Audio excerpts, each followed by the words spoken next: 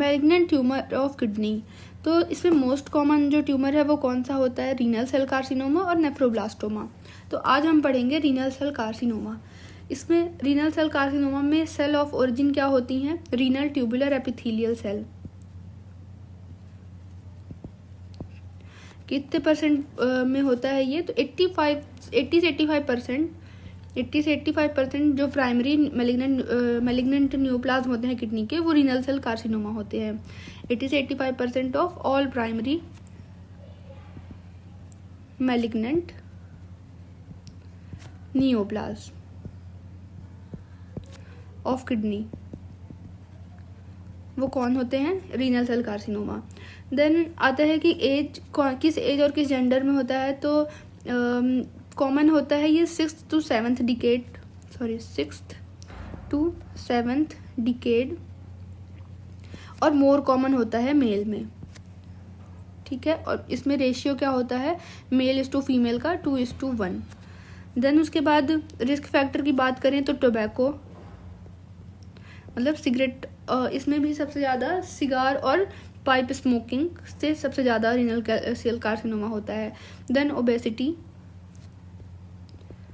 Mainly women में। Then उसके बाद हाइपरटेंशन, ऑक्यूपेशन में एक्सपोजर हो अगर कैडमियम का, तो ये रिस्क फैक्टर है एक, और या फिर एस्बेस्टोस का,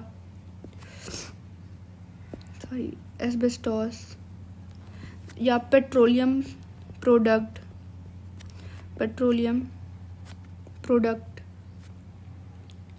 और हैवी मेटल्स। ठीक है, और इसके अलावा क्या हो सकता है कि अनअपोज्ड एस्ट्रोजन थेरेपी अगर कोई ले रहा हो तो उससे हाई रिस्क होता है रीनल सेल कार्सिनोमा होने का। Unopposed oestrogen therapy. ठीक है, और इसके अलावा जिनको क्रॉनिक रीनल फेलियर हो या फिर एक्वायर्ड पॉलीसिस्टिक डिजीज हो, तो उनको भी ये भी एक रिस्क फैक्टर है। इसके अलावा ट्यूबरस स्क्लेरोसिस, और इसके अलावा मैंने क्या बोला? क्रोनिक रीनल फेलियर या फिर पॉलीसिस्टिक डिजीज। ठीक है, तो ये हो गए रिस्क फैक्टर्स। एक बार मैं रिवाइज करा देती हूँ कि रीनल सेल कॉमन सबसे ज़्यादा किस में होता है? एपिथेलियल सेल में।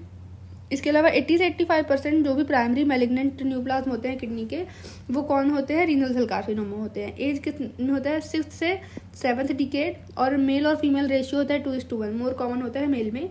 रिस्क फैक्टर है tobacco, obesity, hypertension, cadmium, asbestos, petroleum product, heavy metal इनका एक्सपोजर, अनअपोज्ड एस्ट्रोजन थेरेपी, और tuberculous sclerosis, chronic renal failure, polycystic kidney diseases. तो ये हो गए risk factors of renal cell carcinoma. अब हम बात करते हैं next. Most of the renal cell carcinoma are happen randomly. ठीक है, मतलब स्पोरेडिक। लेकिन कुछ होते हैं जो कि जेनेटिक होते हैं, फैमिलियल होते हैं। लगभग 4% जो हैं वो कैसे होते हैं? फैमिलियल होते हैं, या जेनेटिक हमें कहना चाहिए, या फिर ऑटोसोमल डोमिनेंट। ठीक है, और इसके अलावा अब इसमें हम देखते हैं कि ऑटोसोमल डोमिनेंट का क्या मतलब है कि केवल एक जीन म्यूटेटेड है अगर पेरेंट्स से, तो वो इनफ है रीनल सेल कार्सिनोमा करने के लिए। ये ज़्यादातर किस में होते हैं? यंग पेशेंट में मिल जाते हैं, और इसमें मल्टीपल ट्यूमर होते हैं और बोथ किडनी इन्वॉल्व रहती हैं। तो ये किसके हो गए? फैमिलियल हो गया, या जेनेटिक कहना चाहिए। अब हम बात करते हैं कि मोस्ट कॉमन फैमिलियल सिंड्रोम 4 आपकी बुक में दिए हुए हैं। कौन कौन से? Von Hippel Lindau syndrome, hereditary leiomyomatosis या renal cell carcinoma syndrome, then hereditary papillary carcinoma, और बर्ट हॉग ड्यूब सिंड्रोम। चारों में हम देखते हैं किस कारण से ये होता है। तो सबसे पहला जो फर्स्ट है उसमें VHL जीन के म्यूटेशन के कारण ये सिंड्रोम होता है। सेकंड, हेरिडिटरी वाले में FH जीन म्यूटेशन के कारण होता है। हेरिडिटरी पेपिलरी का ऊपर कौन था? हेरिडिटरी लियोमायोमेटोसिस में FH जीन था, और हेरिडिटरी पेपिलरी कार्सिनोमा में MET प्रोटो ऑन्को जीन का होता है। Then Birt Hogg Dube syndrome में नाम पे ही है तो BHD जीन का म्यूटेशन होता है। ठीक है, अब हम इनके फीचर्स देख लेते हैं। तो वॉन हिप्पल लिंडाउ सिंड्रोम में क्या क्या फीचर्स मिलते हैं। नॉर्मली VHL जीन क्या करता है, सप्रेस करता है ट्यूमर को, लेकिन अब इसका म्यूटेशन हो गया है तो इसके कारण ट्यूमर होगा। ठीक है, अब इसमें क्या क्या फीचर्स मिलेंगे तो आप बोलोगे मिलते हैं तो सिस्ट मिलते हैं, मल्टीपल कैंसर मिलते हैं और बोथ किडनी मिलते हैं बायलेटरल। ठीक है, और इसके अलावा ये फैमिलियल एंड स्पोरेडिक दोनों क्लियर सेल कार्सिनोमा में मिलते हैं। ठीक है, कौन से, VHL जीन म्यूटेशन। देन हम बात करते हैं हेरिडिटरी लियो मायोमेटोसिस। तो इसमें क्या फीचर्स मिलते हैं। पहली बात, ये ऑटोसोमल डोमिनेंट इसका जीन म्यूटेशन होता है, डोमिनेंट। ठीक है, और ये FS जीन के म्यूटेशन के कारण होते हैं, ये तो हमने बता दिया। देन इसमें फीचर्स क्या मिलते हैं, स्किन ट्यूमर, यूटेराइन ट्यूमर या uterine fibroid. Then aggressive papillary renal cancer होता है ये, क्या मैंने बोला, पेपिलरी टाइप हिस्टोलॉजी मिलती है और ये स्प्रेड फास्ट होता है, लेकिन इसमें एग्रेसिव पेपिलरी रीनल कैंसर है ये, मतलब क्योंकि ये बहुत ही ज़्यादा फास्ट ग्रो करता है। देन हेरिडिटरी पेपिलरी कार्सिनोमा में कौन सा जीन का म्यूटेशन होता है, तो MET जीन का, प्रोटोऑन्को जीन का म्यूटेशन होता है और ये भी ऑटोसोमल डोमिनेंट टाइप का है। देन फीचर्स इसमें क्या मिलते हैं, मल्टीपल ट्यूमर मिलते हैं, बोथ किडनी इन्वॉल्व होती हैं, बायलेटरल, और इसमें ट्यूमर जो होता है वो पेपिलरी स्ट्रक्चर होता है इसका ट्यूमर, और हिस्टोलॉजी पेपिलरी पैटर्न में मिलती है। Then Birt Hogg Dube syndrome में क्या है, तो इसमें BHD जीन का म्यूटेशन होता है, ये भी ऑटोसोमल डोमिनेंट है। और इसके अलावा BHD जीन नॉर्मली क्या करता है, फॉलिक्यूलिन जो कि एक ट्यूमर सप्रेशर प्रोटीन है, इसको प्रोड्यूस करता है, लेकिन इसके म्यूटेशन के कारण ये नहीं बनेगा और इसके कारण क्या होगा, ट्यूमर हो जाएगा। इस सिंड्रोम में 3 सिस्टम के फीचर्स आते हैं, कौन कौन से, स्किन, लंग्स और किडनी। किडनी में ट्यूमर मिलेंगे, लंग्स में सिस्ट मिलेंगे और ब्लेब्स मिलेंगे, लेकिन स्किन में मिलता है फाइब्रोफोलिकुलोमास, ट्राइकोडिस्कोमास और एक्रोकोर्डॉन्स। तो ये क्या होते हैं, तो मैं थोड़ा बता देती हूँ। फाइब्रोफोलिकुलोमास जो है बिनाइन स्किन लीजन होते हैं और ये फेस, नेक और अपर ट्रंक में मिलते हैं, और स्किन कलर के बम्प्स होते हैं, बम्प्स ऑन स्किन, ये जो कि स्किन कलर के ही दिखते हैं। हेयर फॉलिकल क्या कहना चाहिए, जो हेयर फॉलिकल होता है उसके हेयर रूट कहना चाहिए, वहाँ से ये एक्सेस ग्रोथ कर जाते हैं, उस टाइप के ट्यूमर होते हैं। देन ट्राइकोडिस्कोमास क्या होता है, ये सिमिलर होता है फाइब्रोफोलिकुलोमास से, बस ये हार्ड होता है। ठीक है, और ये भी फेस और हेड रीजन पे ही पाया जाता है, बस ये डिस्क शेप्ड का होता है। ठीक है, देन आता है एक्रोकॉर्डॉन्स, तो ये एक्जिला नेक और ग्रोइन रीजन में मिलता है। ठीक है, और ये क्या होता है कि हैंगिंग टाइप ऑफ ग्रोथ होती है, सॉफ्ट होती है और स्किन के लेग्स होते हैं। तो ये स्किन लीजन मिलते हैं हमें BHD जीन के म्यूटेशन में, फाइब्रोफोलिकुलोमास, ट्राइकोडिस्कोमास और एक्रोकॉर्डॉन्स।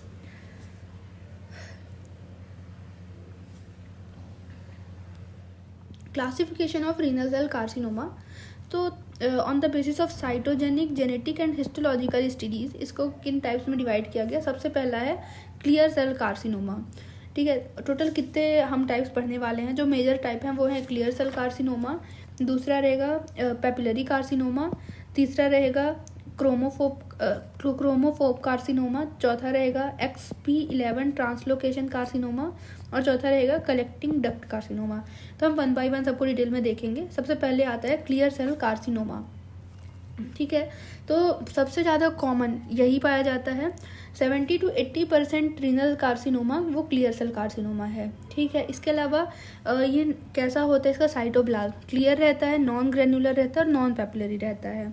ये कैसा हो सकता है, फैमिलियल भी हो सकता है, फैमिलियल और स्पोरेडिक मतलब क्लियर है, रैंडम। तो इस फैमिलियल और स्पोरेडिक जो होता है वो मोस्ट कॉमन है, मतलब 95% मेजोरिटी केसेस में स्पोरेडिक ही होता है, कुछ केस जो है फैमिलियल भी हो सकते हैं। अब क्रोमोसोमल अच्छा, अब इसमें हम इसकी बात करते हैं पैथोजेनेसिस की।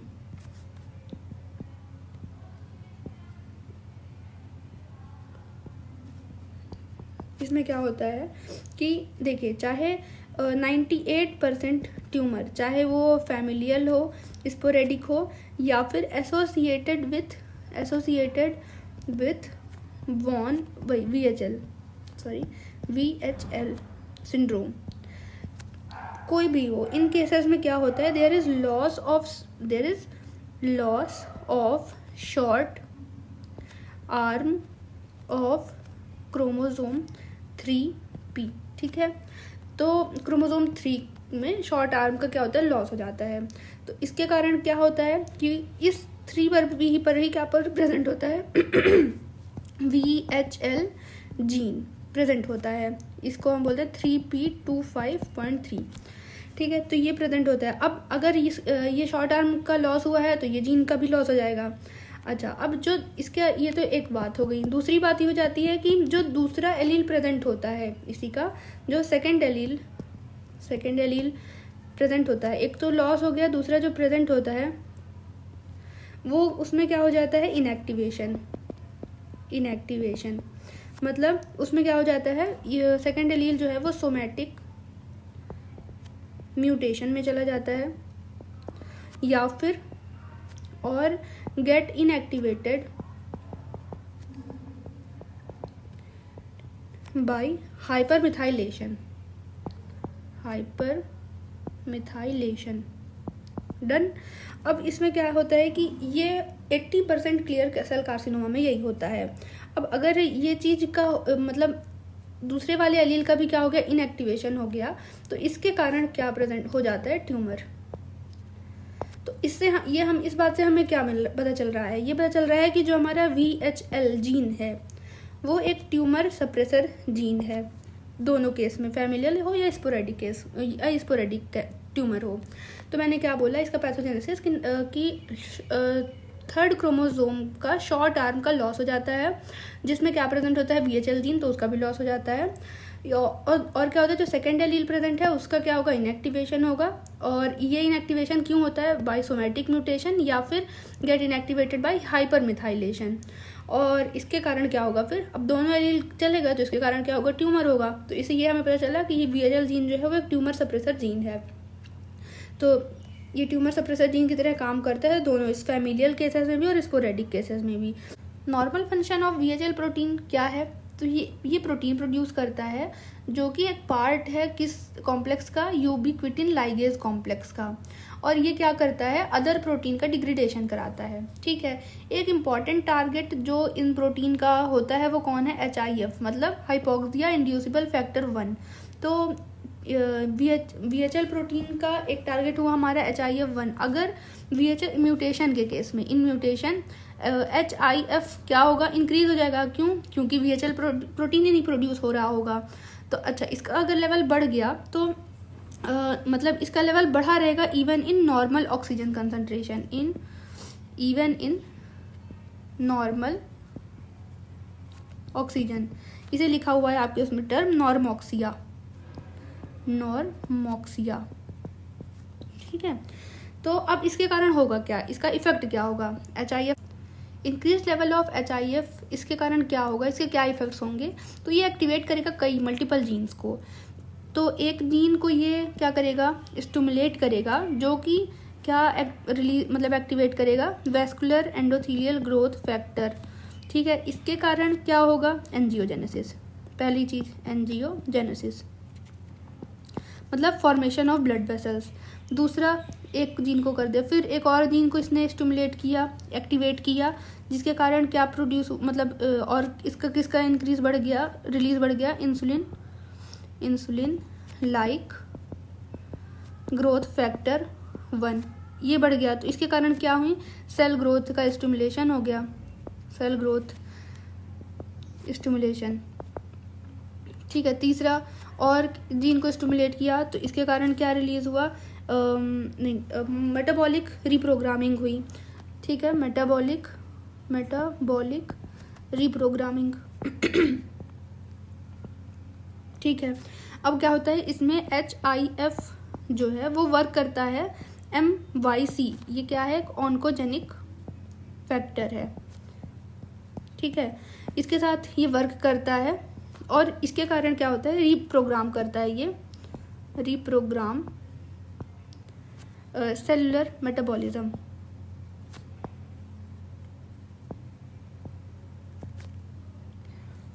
और इसके कारण, और ये क्या करते हैं, ऐसी कंडीशन बनाते हैं जो फेवर करे ट्यूमर ग्रोथ को। तो make condition that will favour, क्या फेवर करेगा, ट्यूमर ग्रोथ।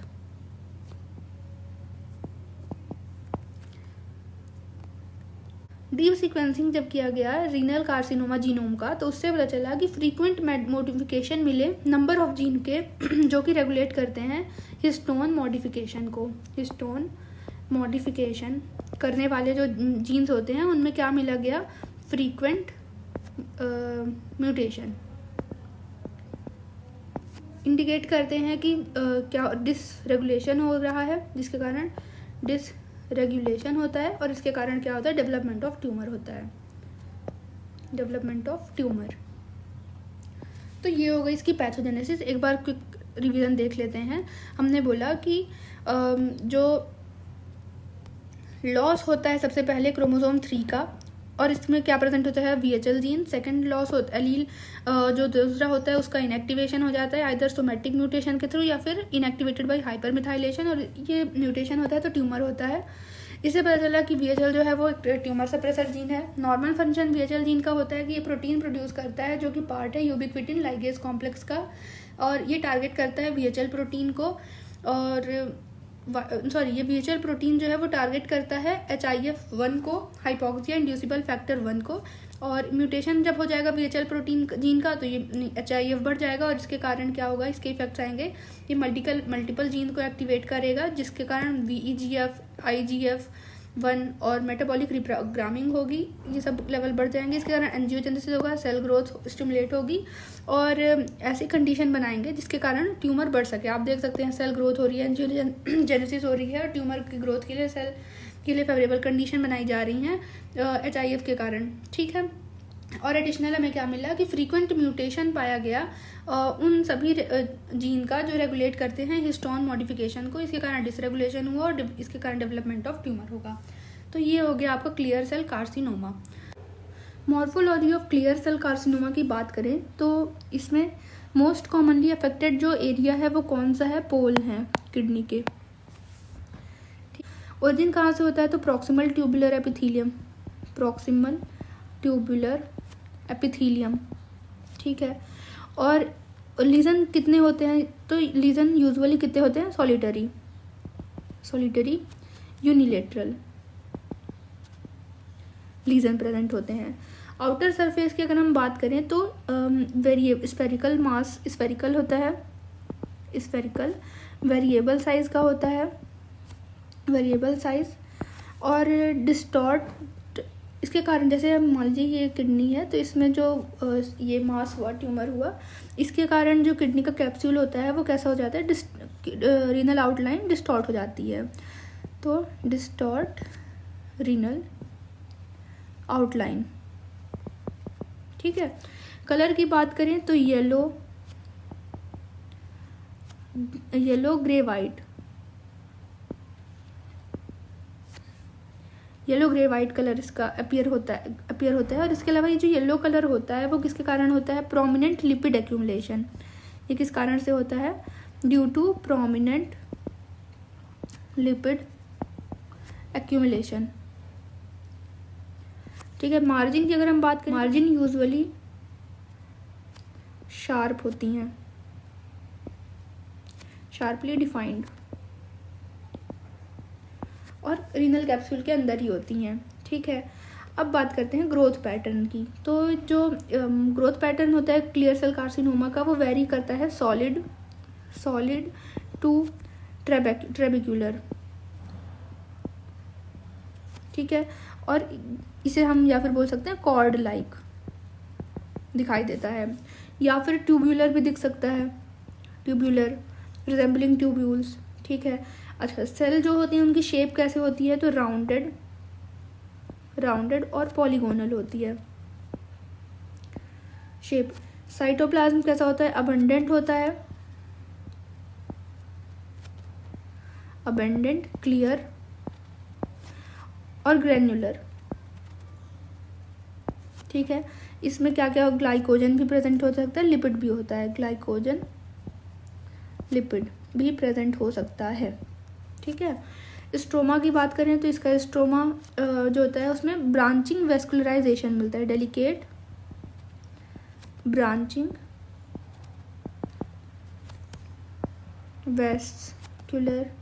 वेस्कुलेचर। न्यूक्लियस कैसा दिखाई देता है, तो बिजारे न्यूक्लियस मतलब कि नॉर्मली एलिप्टॉइड शेप का होता है न्यूक्लियस। इस केस में, ट्यूमर के केस में कैसा दिखाई देता है, बिजारे न्यूक्लियस दिखाई देता है। और वेनस इन्वेजन, तो hallmark of the clear renal cell carcinoma कौन है, वेनस इन्वेजन, मतलब कि जो टेंडेंसी होती है इन्वेड द रीनल वेन, मतलब कि जो सॉलिड कॉलम होते हैं इस क्लियर सेल कार्सिनोमा के, वो इन्वेड कर जाते हैं इंफीरियर वेना केवा और sometime right side of the heart को भी, वेना केवा और राइट साइड ऑफ हार्ट। तो ये इसका हॉलमार्क फीचर है। ठीक है, एक्सटेंशन की अगर हम बात करें तो ये बल्ज कर सकते हैं कैलिक्स में, पेल्विस में। ठीक है, और दे कैन स्प्राउट इनटू या grow very rapidly into the wall of collecting duct और एक्सटेंड कर सकते हैं यूरेटर पर, and extend up to ureter. ठीक है, तो ये इसकी मॉर्फोलॉजी है, ये इंपॉर्टेंट है, ये आपको याद होना चाहिए। एक बार हम रिवाइज कर लेते हैं।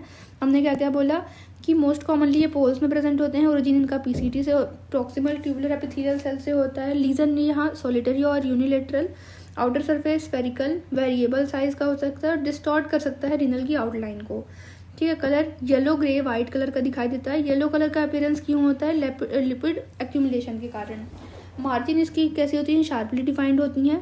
ग्रोथ पैटर्न सॉलिड से ट्रेबिक्युलर हो सकता है, कॉर्ड लाइक, और ट्यूबुलर भी हो सकता है। सेल शेप जो है वो राउंड और पॉलीगोनल होता है। साइटोप्लाज्म अबंडेंट, क्लियर, ग्रैन्युलर होता है और ग्लाइकोजन और लिपिड भी इसमें दिखाई देता है। स्ट्रोमा डेलिकेट ब्रांचिंग वेस्कुलेचर उसमें दिखाई देगा स्ट्रोमा में। न्यूक्लियस बिजारे न्यूक्लियस होता है। वेनस इन्वेजन की बात करें तो जो इसका हॉलमार्क है कि इसमें जो ट्यूमर सेल्स हैं वो इंफीरियर वेना केवा और right side of the heart में इन्वेड कर सकती हैं और ये कार्सिनोमा सेल जो हैं। देन एक्सटेंशन कहाँ तक होता है, तो कैलिक्स और पेल्विस में भी हो सकता है और ये स्प्राउट कर सकते हैं, रैपिडली ग्रो कर सकते हैं वॉल ऑफ कलेक्टिंग डक्ट और एक्सटेंड अप टू यूरेटर। तो ये इसकी मॉर्फोलॉजी हो गई। अब हम इसकी हिस्टोलॉजी देखते हैं।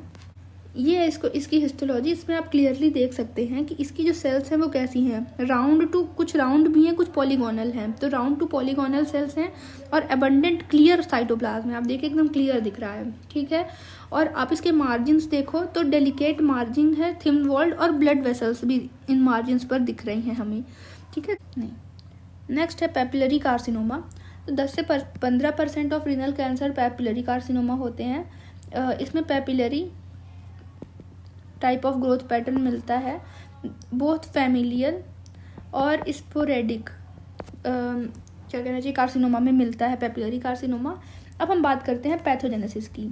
तो क्या होता है कि स्पोरेडिक केस, मतलब वही रैंडम जो भी केस होते हैं उनमें क्या होता है, ट्राइसोमी हो जाती है 7 और 17 क्रोमोसोम की, या फिर और क्या हो जाता है, loss of Y chromosome in males. ठीक है, और इन फैमिलियल केस में क्या हो जाता है, ट्राइसोमी ऑफ 7th क्रोमोसोम। तो इसमें अब इस 7th क्रोमोसोम में क्या प्रेजेंट होता है, इसमें प्रेजेंट होता है मेटप्रोक्टोऑन्कोजीन। ठीक है, अब इस होता क्या है कि म्यूटेशन होता है। नॉर्मल, पहले हम मेटप्रोक्टोऑन्कोजीन का नॉर्मल फंक्शन जान लेते हैं। मेटप्रोक्टोऑन्कोजीन इनकोड करता है टायरोसिन काइनेज रिसेप्टर को, और ये इस पे कौन बाइंड होता है, इसका लाइगेंड कौन होता है, हिपैटोसाइट ग्रोथ फैक्टर। क्या नाम है इसका, हिपैटोसाइट ग्रोथ फैक्टर। ठीक है, और जब ये इस पर बाइंड होता है तो ये इंक्रीज कर देता है क्या, सेल ग्रोथ ठीक है, सेल मोबिलिटी, इन्वेजन और मॉर्फोजेनेटिक डिफरेंशिएशन। ठीक है, अब जब ट्राइसोमी हुई, मतलब म्यूटेशन हो गया क्रोमोसोम 7 का, तो मेट प्रोटोन को जीन बढ़ गया क्योंकि एक और क्रोमोसोम एक्स्ट्रा आ गया ना ट्राइसोमी के कारण। तो ये प्रोसेस क्या हो जाएगी, इंक्रीज हो जाएगी। इसके कारण अनकंट्रोल्ड और प्रोसेस होने लगती है और बहुत ज़्यादा अमाउंट में सेल ग्रोथ होने लगेगी, सेल मोबिलिटी, इन्वेजन और मॉर्फोजेनेटिक डिफरेंशिएशन होने लगेगा और इसके कारण क्या होगा, ट्यूमर। ठीक है, तो uncontrolled cell proliferation, cell movement होने लगे, तो ये होता है पेपिलरी, इसके कारण होता है पेपिलरी रीनल सेल कार्सिनोमा। अब मॉर्फोलॉजी की बात करते हैं, तो मॉर्फोलॉजी इसकी कैसी है, ये मल्टीफोकल होता है, बाइलेटरल होता है, जबकि जो हमारा रीनल सेल कार्सिनोमा था वो यूनिफोकल था और यूनिलेटरल था। ठीक है, अच्छा, ये कहाँ पर अराइज होता है, तो डिस्टल कॉन्वोल्यूटेड ट्यूब्यूल्स पर अराइज होता है। ये हीमोरेजिक होता है, हीमोरेजिक और सिस्टिक स्पेशली तब जब लार्ज रीनल सेल कार्सिनोमा हो। ठीक है, अब ट्यूमर जो है वो किसका बना होता है, क्यूबॉइडल और कॉलुमिनार सेल से बना होता है। इसमें सेमोमा बॉडीज दिखाई देती हैं, वो मैं अभी आपको दिखाऊंगी। इसमें जो स्ट्रोमा होता है वो हाईली वेस्कुलराइज्ड रहता है, हाईली वेस्कुलराइज्ड, और इसमें इंटरस्टिशियल फोम सेल मिलती हैं। ठीक है, अब देखिए हम इसको देखते हैं इस डायग्राम, इनकी हिस्टोलॉजी में। तो बुक में रॉबिन्स में जो डायग्राम दिया हुआ है रीनल सेल कार्सिनोमा का वो ये है। इसमें आप देख सकते हो ये साइड में क्या है, ट्यूमर सेल्स हैं जो कि पेपिलरी, ये देखिए पेपिलरी, ये साइड वाली क्या है, पेपिलरी प्रोजेक्शन है, जिसमें कैसी एपिथेलियम, कैसी सेल्स है, क्यूबॉइडल एपिथेलियल सेल है, और अंदर क्या है, ये फोम सेल्स हैं, जिसको foam cell in the core of papilla. अच्छा, सेमोमा बॉडी इन दोनों डायग्राम्स में नहीं लेबल्ड है, सेमोमा बॉडी ऐसा दिखाई देता है। ठीक है, और इसमें अगर आप थोड़ा ध्यान से देखिए तो ये थोड़ा सा दिखाई दे रहा है सेमोमा बॉडीज। ठीक है, तो ये हो गया इसकी हिस्टोलॉजी। नेक्स्ट है क्रोमफोब कार्सिनोमा। तो 5% of all renal carcinoma are chromophobe carcinoma. Origin इसका कहाँ से होता है, intercalated cell of collecting duct. इसकी सेल्स कैसी दिखाई देती हैं, तो प्रोमिनेंट सेल मेम्ब्रेन अपीयर होती है, साइटोप्लाज्म एसिनोफिलिक दिखाई देता है, और न्यूक्लियस के अराउंड में क्या प्रेजेंट होते हैं, न्यूक्लियस सराउंडेड बाय हेलो। ठीक है, अभी हम हिस्टोलॉजी में इसकी देखेंगे। पैथोजेनेसिस की बात करें तो इसमें multiple, there is loss of multiple chromosome, और इसके कारण क्या होता है, loss of tumour suppressor genes, तो loss of tumour suppressor gene, और इसके ये लॉस होंगे तो इसके कारण क्या होगी, एक्सेसिव सेल ग्रोथ होगी, एपोप्टोसिस नहीं होगा और सेलुलर डिस्फंक्शन हो जाएगा, तो एक्सेसिव सेल ग्रोथ, और इसके कारण क्या होगा, फिर कार्सिनोमा होगा। प्रोग्नोसिस इसका एक्सीलेंट है, एक्सीलेंट प्रोग्नोसिस है, excellent prognosis as compare to previous two, that is papillary और क्लियर सेल कार्सिनोमा। मॉर्फोलॉजी की बात करें इसकी, तो इसमें मॉर्फोलॉजी में made of pale eosinophilic cells, ये भी हमने बताया था। पेरीन्यूक्लियर हेलो प्रेजेंट होते हैं, लाइक ये न्यूक्लियस है और इसके अराउंड ऐसा खाली स्पेस रहेगा, तो ये हेलो कहलाता है। Arrange in solid sheet with concentration of large cell around blood vessels. Then इसकी हिस्टोलॉजी अगर हम देखें तो आप इसमें देख सकते हो न्यूक्लियस है, उसके अराउंड खाली स्पेस है, तो हम इसे बोल रहे हैं पेरीन्यूक्लियर हेलो। देन आप देख सकते हैं प्रोमिनेंट सेल मेम्ब्रेन दिख रही है और एसिनोफिलिक साइटोप्लाज्म दिख रहा है। ठीक है, और हिस्टोलॉजी ये आप इसकी ओरिजिनल हिस्टोलॉजी जो रॉबिन्स में दे रखी है वो ये है। ठीक है, इसके अलावा दो और कार्सिनोमा है, एक तो है XP11 ट्रांसलोकेशन कार्सिनोमा। ये जेनेटिकली डिस्टिंक्ट सब टाइप है, ये किस में होता है, यंग पेशेंट में होता है। इसमें क्या होता है, ट्रांसलोकेशन होता है TFE3 जीन XP11.2। ठीक है, और इसके कारण क्या होता है, ओवर एक्सप्रेशन हो जाता है, over expression of TFE3 transcription factor का, ट्रांसक्रिप्शन फैक्टर का, ठीक है। और इसके कारण क्या होता है फिर, ट्यूमर सेल राइज होती हैं और एक्सेसिव सेल ग्रोथ हो जाती है, ठीक है। तो ये क्या, और इसमें अगर हम मॉर्फोलॉजी की बात करें तो मॉर्फोलॉजी इसका कैसा दिखता है, क्लियर साइटोप्लाज्म और पेपिलरी आर्किटेक्चर दिखाई देता है, ठीक है। और इसके अलावा एक और है कलेक्टिंग डक्ट, लास्ट वन है कलेक्टिंग डक्ट कार्सिनोमा। तो ये less than 1% of renal tumour जो होते हैं वो कलेक्टिंग डक्ट कार्सिनोमा होते हैं। और इसका ओरिजिन कहाँ से होता है, तो नेम पे ही है, collecting duct of medulla, collecting duct cells in medulla, ठीक है। इसमें क्या होता है, क्रोमोसोमल लॉस और डिलीटेशन होता है, पर कोई स्पेसिफिक कंसिस्टेंट पैटर्न नहीं मिलता है। क्या बोला मैंने कि क्रोमोसोमल मतलब इसमें जेनेटिक किसका क्या रहता है, क्रोमोसोमल लॉस एंड डिलीशन होता है, पर इसमें कोई ऐसा कंसिस्टेंट पैटर्न नहीं मिलता है, नो स्पेसिफिक कंसिस्टेंट पैटर्न, ठीक है। और इसमें अगर हम इसकी हिस्टोलॉजी की बात करें तो इसमें हिस्टोलॉजी इसकी कैसे होती है, मैलिग्नेंट ग्लैंड फॉर्मेशन होता है, ग्लैंड फॉर्मेशन, और ये एम्बेडेड होते हैं dense fibro embedded in dense fibrotic stroma. और ये लोकेटेड कहाँ होता है, लोकेटेड इन मेड्यूला, ठीक है। तो ये हो गया हमारा कौन सा, कलेक्टिंग डक्ट कार्सिनोमा। ये तो इतने इंपॉर्टेंट नहीं है, मेन तो 3 है। अब इसके अलावा इसमें हम क्लिनिकल फीचर्स की बात कर लेते हैं। तो क्लिनिकल फीचर्स में कॉस्टोवर्टिब्रल पेन होता है, पाल्पेबुलर मास दिखाई देते हैं और हिमैच्यूरिया होता है, ये मोस्ट रिलायबल फीचर है। अच्छा, जब ट्यूमर का साइज 10 सेंटीमीटर से अधिक हो जाता है तब वो रिकॉग्नाइज हो पाते हैं, और उस टाइम पे क्या फीचर्स दिखाई देते हैं, फीवर, मलाइशी और वीकनेस और वेट लॉस। इसके अलावा in addition to these all features और क्या क्लिनिकल फीचर्स मिलते हैं, polycythaemia, hypercalcaemia, hypertension, hepatic dysfunction, feminisation, masculinisation, Cushing syndrome, eosinophilia, leukaemoid reaction और एमाइलोइडोसिस। तो ये इसके क्लिनिकल फीचर्स हो गए। So this is all about the renal tumour.